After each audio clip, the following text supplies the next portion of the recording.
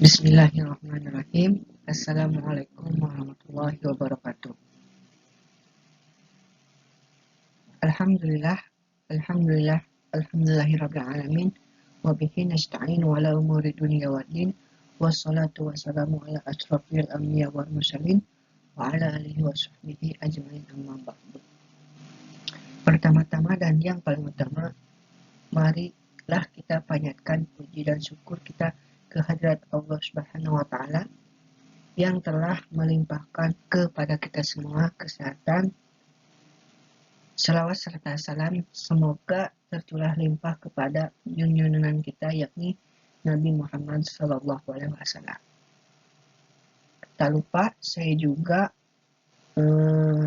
berterima kasih kepada dosen pengampu mata kuliah Statistika Sosial, yaitu Ibu Elipa Sukma Cipta, SPD MPD. Perkenalkan, saya Muhammad Muammar Jaki dari jurusan Komunikasi dan Penyiaran Islam, Fakultas Agama Islam di Universitas Islam Nusantara, kelas B6. Saya di sini ingin memaparkan sebuah materi tentang uji asumsi klasik. Untuk mempersingkat waktu, mari kita mulai saja. Sebelum menjelaskan tentang uji asumsi klasik, latar belakang dari materi ini yaitu analisis regresi merupakan metode statistik penting dalam penelitian sosial karena mampu mengungkap hubungan kuantitatif antara variabel agar hasilnya valid dan dapat diandalkan. Model regresi linear harus memenuhi asumsi klasik seperti tidak adanya heteroskedastisitas, multikolinearitas, autokorelasi, serta terpenuhinya syarat normalitas dan linearitas. Adapun pelanggaran terhadap asumsi ini dapat menyebabkan hasil estimasi menjadi bias dan tidak efisien. Oleh karena itu, uji asumsi klasik menjadi langkah awal yang krusial untuk memastikan kualitas model regresi, khususnya dalam konteks penelitian sosial yang kompleks. Pada pembahasan ini, secara khusus membahas pentingnya uji asumsi klasik dalam regresi linear dengan fokus pada 3 gejala umum, serta dua pentingnya data yaitu uji multikolinearitas, uji autokorelasi, uji heterokedastisitas, lalu dua data pentingnya yaitu data yang harus normal dan data yang harus linear atau garis lurus. Pembahasan yang pertama yaitu apa itu uji asumsi klasik. Pengertian uji asumsi klasik merupakan serangkaian prasyarat statistik yang harus dipenuhi dalam analisis regresi linear, berganda dengan pendekatan ordinary least squares atau OLS. Pengujian ini bertujuan untuk memastikan bahwa parameter yang diestimasi bersifat BLUE, Best Linear Unbiased Estimator, yaitu estimasi terbaik yang bersifat linear, tidak bias, dan memiliki varians minimum. Oleh karena itu, uji ini menjadi tahapan penting yang harus dilalui sebelum dilakukan pengujian hipotesis atau penarikan kesimpulan agar hasil analisis regresi dapat dipercaya secara ilmiah dan ekonometrika. Lalu jenis uji dalam asumsi klasik. Asumsi-asumsi yang biasanya diuji dalam regresi OLS meliputi uji normalitas residual, uji multikolinearitas, uji heteroskedastisitas, dan uji autokorelasi. Uji normalitas bertujuan untuk memastikan bahwa error atau residual berdistribusi normal. Sedangkan uji multikolinearitas dilakukan untuk mengetahui apakah terdapat hubungan linear yang tinggi antar variabel independen. Uji heterokedastisitas digunakan untuk mendeteksi apakah varians dari residual bersifat konstan atau tidak. Sementara itu, uji autokorelasi lebih relevan dilakukan pada data deret waktu atau time series untuk melihat apakah terdapat korelasi antara residual pada satu waktu dengan waktu sebelumnya. Namun, perlu dicatat bahwa uji multikolinearitas tidak diperlukan dalam regresi linear sederhana, dan uji autokorelasi tidak relevan untuk data potong silang atau cross-seksional yang tidak mengandung dimensi waktu. Selanjutnya, keterbatasan penerapan uji asumsi klasik. Meskipun penting dalam regresi OLS, uji asumsi klasik tidak berlaku secara universal untuk semua jenis model regresi. Pada pendekatan lain, seperti regresi logistik, regresi ordinal, maupun partial less coarse structural equation modeling atau PLS-SEM, uji asumsi klasik tidak dibutuhkan. Metode seperti Smart PLS yang menggunakan PLS-SEM bahkan tidak mengharuskan data berdistribusi normal dan dapat digunakan meskipun jumlah sampel yang kecil. Sebagaimana dinyatakan oleh Ghazali, hal ini menunjukkan bahwa pemilihan uji asumsi harus disesuaikan dengan jenis model dan tujuan analisis yang digunakan oleh peneliti. Relevansi kontekstual dan sejarah uji asumsi klasik. Dalam penelitian yang bersifat prediktif, seperti estimasi return saham menggunakan pendekatan market model atau market adjusted model. Uji asumsi klasik tidak selalu menjadi keharusan karena fokus utama analisis bukan pada hubungan kausalitas antar variabel, melainkan pada ketetapan prediksi. Dengan demikian, penting bagi peneliti untuk memahami konteks penggunaan uji asumsi klasik agar dapat memilih pendekatan analisis yang sesuai dan menjaga validitas serta kredibilitas hasil penelitian. Istilah uji asumsi klasik sendiri merujuk pada Classical Linear Regression Model atau CLRM, yang dikenal juga sebagai Gaussian Standard. Meskipun secara teoritis terdiri dari 10 asumsi dasar, dalam praktik penelitian empiris hanya 4 hingga 5 asumsi yang umumnya dibahas secara mendalam. Model ini berakal dari teori yang dikembangkan oleh Carl Friedrich Gauss, seorang matematikawan Jerman yang berkontribusi besar terhadap dasar-dasar statistik modern. Nah, pembahasan yang kedua yaitu uji normalitas. Uji normalitas adalah untuk melihat apakah nilai residual terdistribusi normal atau tidak. Model regresi yang baik adalah memiliki nilai residual yang terdistribusi normal. Jadi uji normalitas bukan dilakukan pada masing-masing variabel, tetapi pada nilai residualnya. Sering terjadi kesalahan yang jamak yaitu bahwa uji normalitas dilakukan pada masing-masing variabel.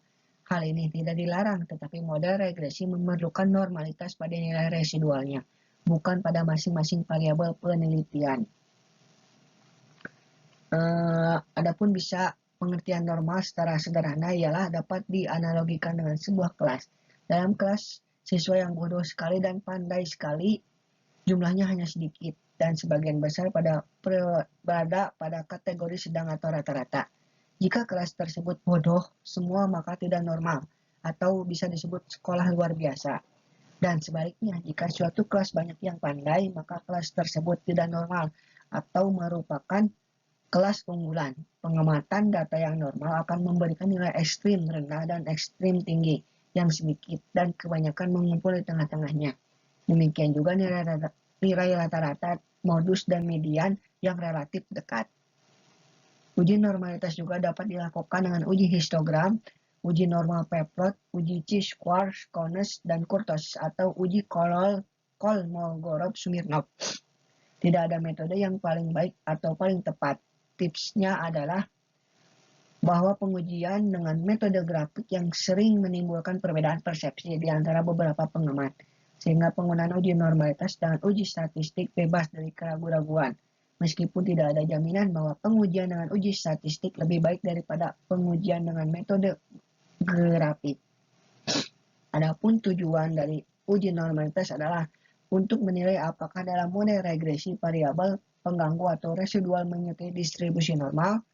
Metode yang digunakan untuk uji normalitas ini adalah rumus Kolmogorov-Smirnov dengan kriteria bahwa data dianggap berdistribusi normal jika nilai signifikansinya lebih besar dari 0,05 dan sebaliknya jika nilai signifikansinya kurang dari 0,05 maka dapat disimpulkan bahwa data tidak berdistribusi normal. Adapun menurut Sulianto, uji normalitas dapat dilakukan dengan beberapa metode. Yang pertama, uji normalitas dengan analisis grafik. Maksudnya ialah pengujian normalitas menggunakan analisis grafik yang dilakukan dengan menggunakan histogram dengan menggambarkan variabel dependen sebagai sumbu vertikal, sedangkan nilai residualnya terstandarisasi digambarkan sebagai sumbu horizontal. Distribusi normal digambarkan dengan sebuah garis diagonal lurus dari kiri bawah ke kanan atas. Distribusi kumulatif dari data sesungguhnya digambarkan dengan plotting.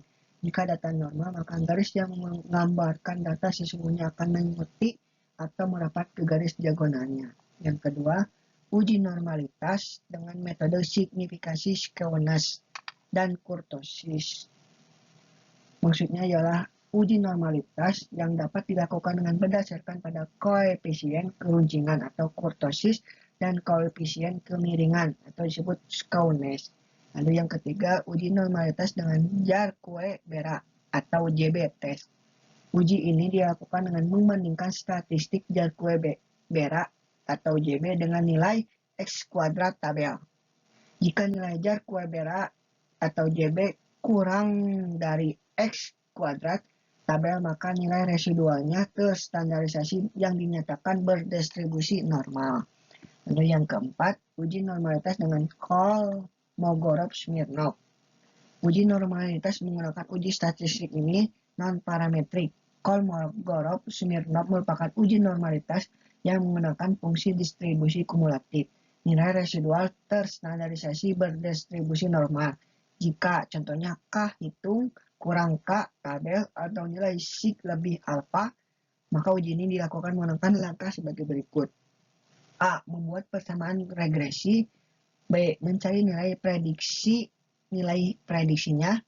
C. Mencari nilai residualnya yang dilambangkan dengan Y, min, Y topi. Yang D. Membuat standarisasi nilai residualnya. Yang E. Mengurutkan nilai residual terstandarisasi dari yang terkecil sampai yang terbesar. F. Mencari nilai JR relatif kumulatif. G. Mencari nilai JT teoritis berdasarkan tabel Z. H. Menghitung selisih nilai JR dengan JT dan diberi simbol K. I. Mencari nilai K mutlak terbesar dan diberi nama dengan K hitung. J. Membandingkan nilai K hitung dengan tabel Kolmogorov-Smirnov atau K tabel. K. Menarik kesimpulan kenormalan data dengan kriteria jika K hitung kurang K tabel maka residual terstandarisasi berdistribusi normal. Lalu selanjutnya konsekuensi dan cara mengatasi pelanggaran normalitas. Pelanggaran atas asumsi normalitas pada model regresi akan menimbulkan konsekuensinya jika asumsi normalitas tidak terpenuhi, maka sebuah model regresi adalah nilai prediksi yang diperoleh akan bias dan tidak konsisten. Jika asumsi normalitas tidak terpenuhi, maka dapat dilakukan beberapa metode treatment untuk menganalisis pelanggaran tersebut. Metode-metode tersebut adalah sebagai berikut. Yang pertama, menambah jumlah data. Yang kedua, melakukan transformasi data menjadi log atau LN atau bentuk lainnya. Yang ketiga, menghilangkan data yang dianggap sebagai penyebab data tidak normal. Lalu yang keempat, dibiarkan saja, tetapi kita harus menggunakan alat analisis yang lainnya. Untuk pembahasan ketiga yaitu uji multikolinialitas. Uji asumsi multikolinialitas adalah untuk melihat ada atau tidaknya korelasi yang tinggi antara variabel-variabel bebas dalam suatu model regresi linear berganda. Jika ada korelasi yang tinggi di antara variabel-variabel bebasnya, maka hubungan antara variabel bebas terhadap variabel terikatnya menjadi terganggu. Sebagai contoh adalah model regresi dengan variabel bebasnya adalah motivasi, kepemimpinan, dan kepuasan kerja. Dengan variabel terikatnya adalah kinerja. Logika sederhananya adalah bahwa model tersebut untuk mencari pengaruh antara motivasi, kepemimpinan, dan kepuasan kerja terhadap kinerja. Jadi tidak boleh ada korelasi yang tinggi antara motivasi dengan kepemimpinan, motivasi dengan kepuasan kerja, atau antara kepemimpinan dengan kepuasan kerja. Alat statistik yang sering dipergunakan untuk menguji gangguan multikolinialitas adalah dengan Variance Inflation Factor atau FIF.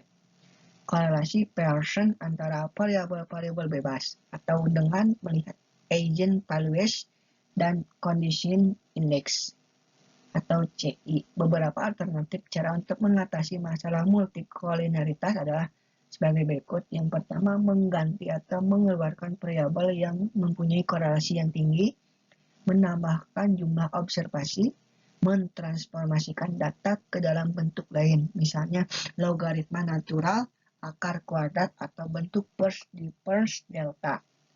Multikolinaritas adalah suatu keadaan di mana terjadinya korelasi linear yang perfect atau eksak di antara variabel penjelas yang dimasukkan ke dalam model. Untuk selanjutnya, konsekuensi multikolinaritas. Itu apabila belum terbebas dari masalah multikolinaritas akan menyebabkan nilai koefisien regresi yang ditandai dengan B, masing-masing variabel bebas dan nilai standar errornya atau SB. Cenderung bias dalam arti tidak dapat ditentukan kepastian nilainya, sehingga akan berpengaruh pula terhadap nilai T. Lalu yang kedua, pendeteksian multikolinaritas. Yang terdapat beragam cara untuk menguji multikolinaritas, yang diantaranya menganalisis matriks korelasi dengan Pearson correlation atau Spearman's Rho correlation, melakukan regresi parsial dengan teknik auxiliary regression. Lalu yang ketiga, tujuan penerapan multikolinaritas. Uji multikolinaritas bertujuan untuk menguji apakah dalam model regresi ditemukan adanya korelasi antar variabel bebas independen. Dalam model regresi yang baik seharusnya tidak terjadi korelasi di antara variabel bebas. Uji multikolinaritas dilakukan dengan melihat nilai tolerance dan variance implicit factor atau FIF dari hasil analisis dengan menggunakan SPSS. Apabila nilai tolerance Shellway lebih tinggi daripada 0,10 atau FIF lebih kecil daripada 10, maka dapat disimpulkan tidak terjadinya multikolinaritas.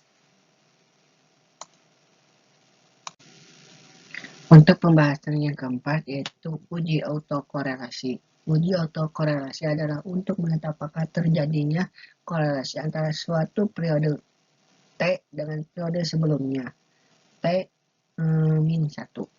Secara sederhana adalah bahwa analisis regresi adalah untuk melihat pengaruh antara variabel bebas terhadap variabel terikat.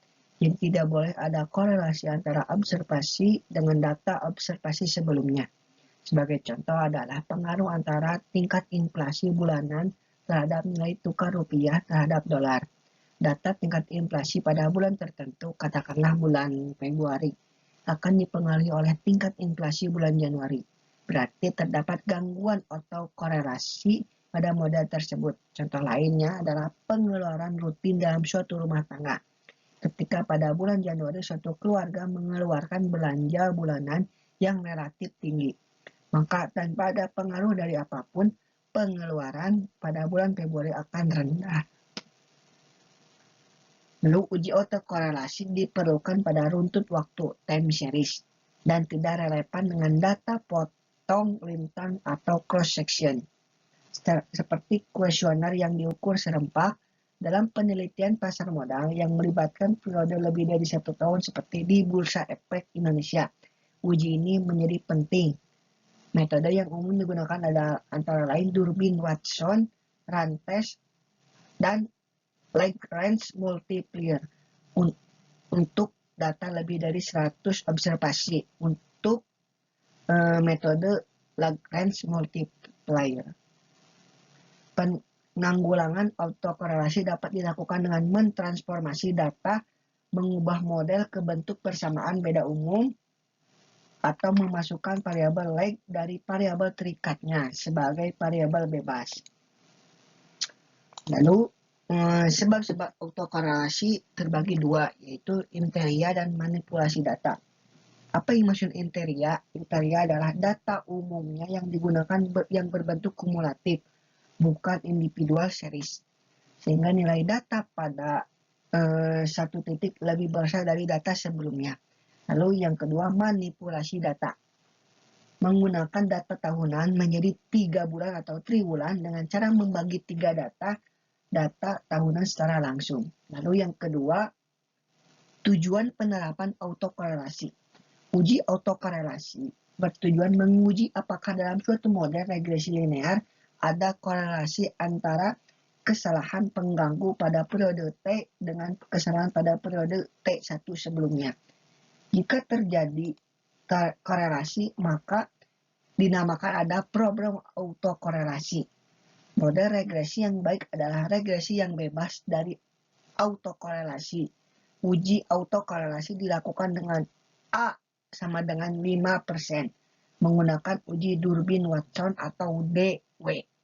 Dengan tingkat kepercayaannya apabila DW terletak antara min 2 sampai plus 2, maka tidak ada autokorelasi. Yang ketiga, mendeteksi adanya autokorelasi. Dalam praktik secara umum, metode yang sering digunakan adalah Durbin-Watson method. Dalam regresi linear, tidak terjadi autokorelasi jika nilai Durbin-Watson 1,70 sampai dengan 2,30. Dan yang terakhir, akibat autokorelasi. Akibatnya adalah nilai T hitung akan menjadi bias pula, karena nilai diperoleh dari hasil SB terhadap B atau T sama dengan B atau SB. Yang berhubungan nilai SB bias, maka nilai T juga akan bias atau bersifat tidak pasti, misleading. Karena adanya masalah korelasi dapat menimbulkan adanya bias pada hasil regresi.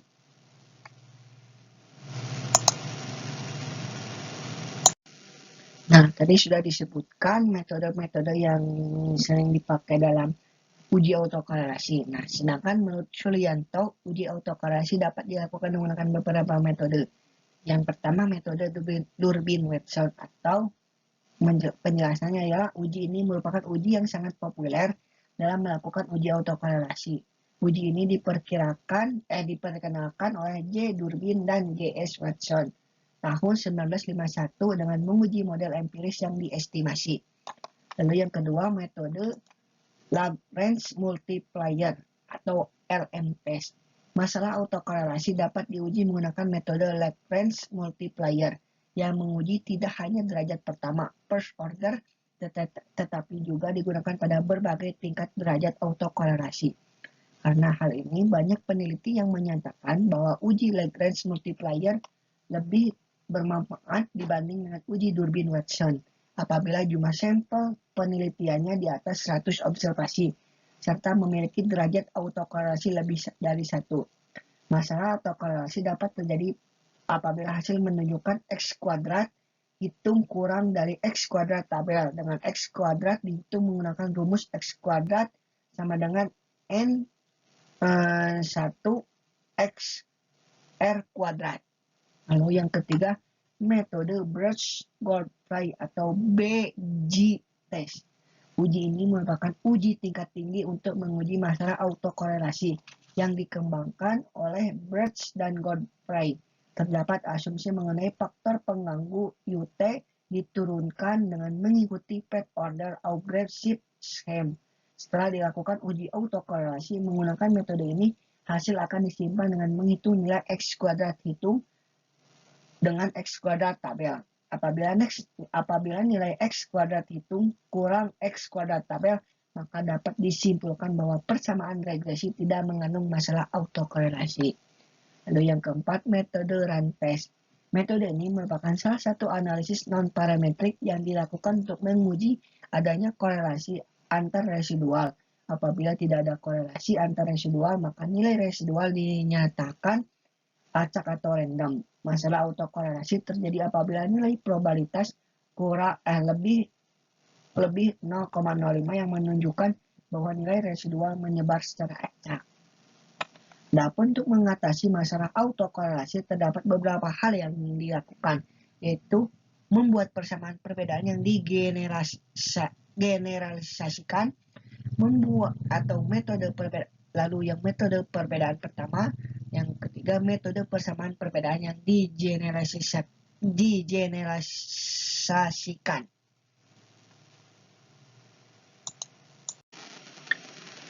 Untuk pembahasan selanjutnya ialah uji heterogeneity homoskedastisitas. Dalam analisis regresi linear, asumsi homoskedastisitas yakni kesamaan varians residual pada seluruh tingkat observasi merupakan syarat penting agar model menghasilkan estimasi yang efisien dan valid. Pelanggaran terhadap asumsi ini disebut heteroskedastisitas yang dapat mengganggu keakuratan parameter regresi. Deteksi heteroskedastisitas dapat dilakukan melalui scatter plot antara nilai prediksi J-Fried dan residual terstandarisasi S-Rashid, serta uji statistik seperti uji Gretzer, Park, dan White. Jika terdeteksi, solusi yang umum diterapkan meliputi transformasi logaritmik atau normalisasi data. Menghindari heteroskedastisitas sangat penting untuk memperoleh estimasi parameter yang bersifat Base Linear Unbiased Estimator. Adapun menurut Ghazali menyatakan bahwa uji heteroskedastisitas dilakukan untuk menguji model regresi yang memiliki ketidaksamaan varians dari satu residual pengamatan ke pengamatan lainnya. Heteroskedastisitas muncul karena adanya varian pada variabel model regresi yang tidak sama. Sedangkan homoskedastisitas akan muncul apabila model regresi memiliki nilai yang sama. Model regresi yang diharapkan adalah residual satu pengamatan ke pengamatan lainnya yang konstan dan atau homoskedastisitas atau tidak adanya heteroskedastisitas. Menurut Sulianto tentang metode uji heteroskedastisitas dapat dibagi menjadi 6. Yang pertama, metode analisis grafik. Metode ini dilakukan dengan mengamati scatter plot yang dimana sumbu horizontal akan menunjukkan nilai predicted standar dan sumbu vertikal akan menunjukkan nilai residual student. Apabila scatter plot yang diamati memiliki pola tertentu, maka terjadinya adanya masalah heteroskedastisitas pada model regresi yang disusun. Sedangkan apabila scatter plot menyebar tanpa menciptakan pola tertentu atau secara acak, maka tidak terjadi adanya masalah heteroskedastisitas pada model regresi. Metode ini memiliki kelemahan karena menghasilkan penilaian yang subjektif, serta metode ini sulit untuk diinterpretasikan apabila jumlah pengamatan yang digunakan sedikit. Lalu yang kedua, metode Gretzer. Metode ini dilakukan dengan meregresikan variabel bebas yang digunakan terhadap nilai mutlak residualnya. Apabila terdapat pengaruh signifikan variabel bebas terhadap nilai mutlak residual, maka terjadinya adanya masalah heteroskedastisitas. Lalu yang ketiga, metode Park. Uji heteroskedastisitas dengan menggunakan metode Park dilakukan dengan meregresikan variabel bebas terhadap nilai ln residual kuadrat. Masalah heteroskedastisitas muncul apabila terdapat pengaruh bebas signifikan terhadap nilai ln residual kuadrat. Apabila nilai probabilitas lebih besar daripada nilai alfa atau T hitung lebih besar dari T tabel, maka tidak terjadi masalah heteroskedastisitas. Lalu yang keempat, metode White. Metode ini dilakukan dengan meregresikan variabel bebas kuadrat dan interaksi keduanya. Masalah heteroskedastisitas muncul apabila nilai X kuadrat hitung lebih besar dari X kuadrat tabel, dengan df sama dengan A jumlah dari variabel bebas. X hitung dikalkulasi dengan mengalihkan jumlah pengamatan dan R kuadrat koefisien determinasi regresi tahap 2. Yang selanjutnya atau yang kelima, metode Rang-Spearman. Metode Rang-Spearman melakukan uji heteroskedastisitas dengan mengkorelasikan variabel bebas terhadap nilai mutlak residualnya menggunakan korelasi Rang-Spearman. Masalah heteroskedastisitas terjadi adanya apabila korelasi signifikan positif dari variabel bebas dengan nilai mutlak residualnya. Lalu yang keenam, metode Bresch-Pagan-Godfrey atau BPG bisa dilihat dalam slide berikut ini. Lalu apabila model regresi terus menunjukkan gejala heteroskedastisitas, terdapat beberapa metode untuk mengatasinya. Yang pertama, transformasi model regresi dan membagi model regresi dengan variabel independen yang digunakan. Lalu yang kedua, melakukan transformasi logaritma. Yang ketiga, melakukan transformasi ln atau nilai ln. Untuk pembahasan yang terakhir yaitu uji linearitas. Uji linearitas dipergunakan untuk melihat apakah model yang dibangun mempunyai hubungan linear atau tidak. Uji ini jarang digunakan pada berbagai penelitian karena biasanya model ini dibentuk berdasarkan telah teoritis bahwa hubungan antara variabel bebas dengan variabel terikatnya adalah linear. Hubungan antara variabel yang secara teori bukan merupakan hubungan linear sebenarnya sudah tidak dapat dianalisis dengan regresi linear. Misalnya masalah elastisitas. Jika ada hubungan antara dua variabel yang belum diketahui apakah linear atau tidak, uji linearitas tidak dapat digunakan untuk memberikan adjustment bahwa hubungan tersebut bersifat linear atau tidak. Uji linearitas digunakan untuk mengkonfirmasikan apakah sifat linear antara dua variabel yang diidentifikasikan secara teori sesuai atau tidak dengan hasil observasi yang ada. Uji linearitas dapat menggunakan uji Durbin-Watson, Ramsey test, atau uji Lagrange multiplier. Untuk slide selanjutnya, alhamdulillah sudah beres. Sekian dari saya. Mohon maaf bila ada salah kata dalam pengucapan atau pembacaan materi yang kurang jelas. Mohon dimaafkan. Dari saya, Muhammad Jaki. Izin. Wabillahi taufiq wa hidayah. Wassalamualaikum warahmatullahi wabarakatuh. Terima kasih.